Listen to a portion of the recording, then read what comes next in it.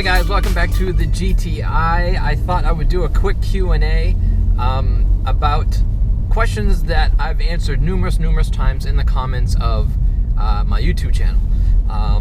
So let's get right into it. Number one, mainly, why did I sell the Cayman? Well, I gave the answers in the video as far as why I sold the Cayman. As far as I was uncomfortable with it, it really wasn't for me. Coming into the winter, although that wasn't an excuse because I did get winter wheels and tires, so I was prepared to go through the winter. But really, what sums it all up is it wasn't for me. It didn't fit.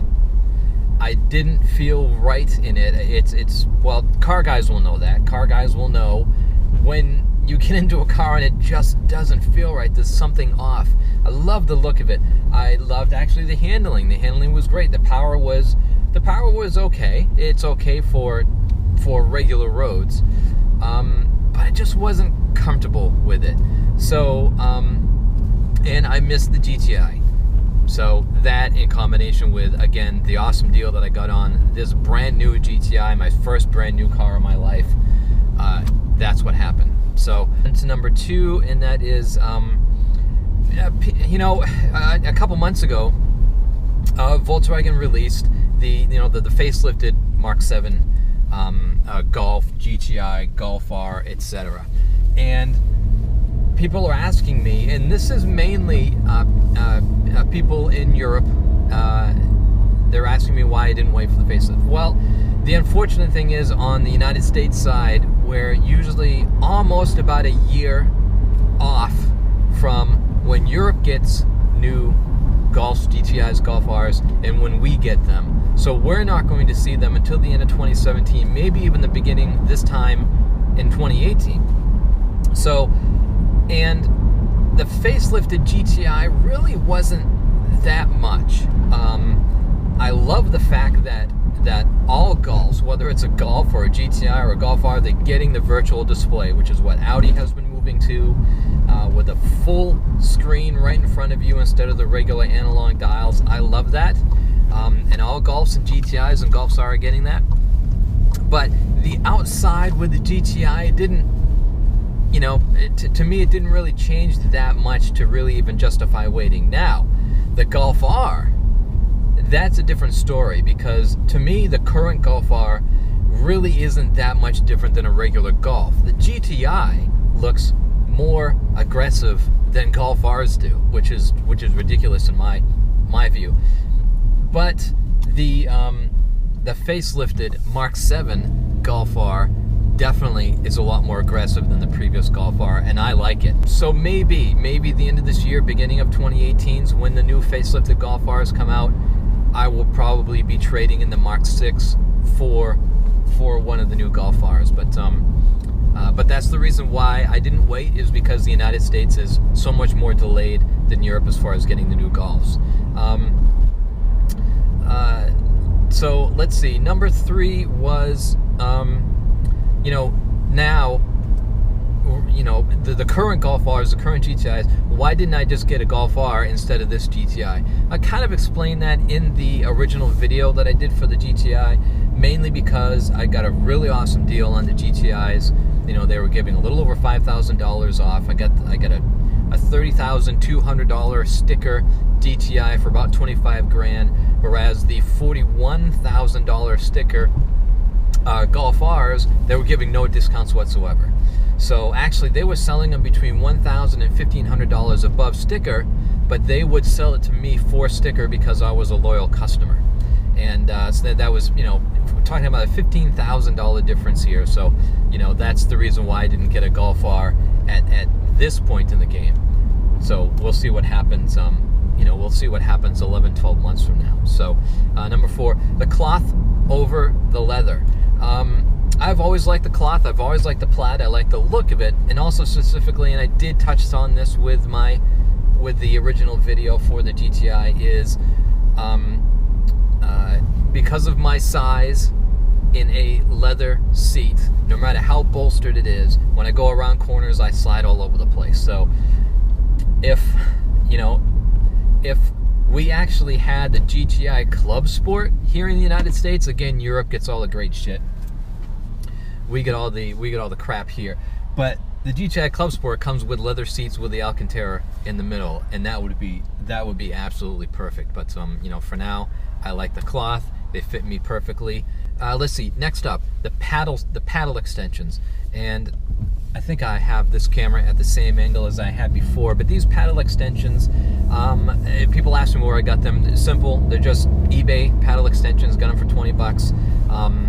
And I'll put a link in the description down below for those, because people are asking me all the time. Very simple, very easy to get, very simple to put on. Although I will be grabbing a pair of the, I think it's S2T? Yeah, S2T paddle extensions. This is a company that makes full replacement paddle extensions, so you don't put them on top of the current little nubs here. You actually fully replace them. And unfortunately, they've been out of stock for a while on numerous versions of their paddle extensions, so I'm keeping an eye on that. And when they come back in stock, I will be getting a pair of those. And again, I'll put a link to those as well in the description below. Let's see, the big one, DSG versus manual. I've been over this again in other videos, but people are still, it's the thing most on this GTI that I get trolled for most in the comments. And the more subscribers that you get, the more views that you get, the more people, you know, more trolls that you get. Hey, everybody has their own opinion. Everybody has their own likes and dislikes about the car and the types of transmissions that they like. Like I said back in 2009, I fell in love with the DSG gearbox. I'm a manual person since I first got my license, all the way up until that 2007 GTI that I got in 2009. That's just the way that it is. So you get the best of both worlds, in my opinion, with the DSG, and that's it. So, okay, on to the tune. Burger Motorsports makes this bypass system. Rather than having to flash your CPU, your ECU, Burger Motorsports makes the JB1, the JB4. These are bypass systems. People in the Volkswagen, people in the BMW world are familiar with these bypasses, where you have these units, very small units, they're very unobtrusive, that go in the engine bay, and they bypass like 3 or 4 sensors. And that's what drives the better boost, better throttle response, etc. And they are also a little bit cheaper than your ECU flashes. Like a typical APR ECU flash is probably going to be like 650 bucks, whereas the JB1 I think is like 4 something, and you get the JB4 upgrade, which is still in beta, so I'm not sure if I'm going to get the JB4 or just get a JB1. You're still talking, I think, under $600 for that whole setup, through Bluetooth, or with a JB1. It has an accessory where you can get the USB cable, and you can hitch it up to a laptop, and then map your own, rather than having to go into an APR dealer if you want to remap your stuff or whatever. So that's the tune. Again, I'll put a link in the description down below to Burger Motorsports, so you can find out more information about the JB1 and JB4. A couple last quick questions that I've had that surprised me that pop up. One is my height.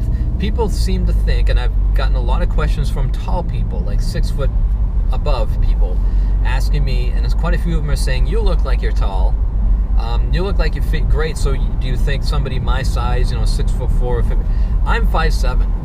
I'm 5'7", 130 pounds, soaking wet, so maybe because I have my seat up and this to the ceiling, it kind of makes me look tall, but I'm not. I'm 5'7", so that's my height, if you need to know that.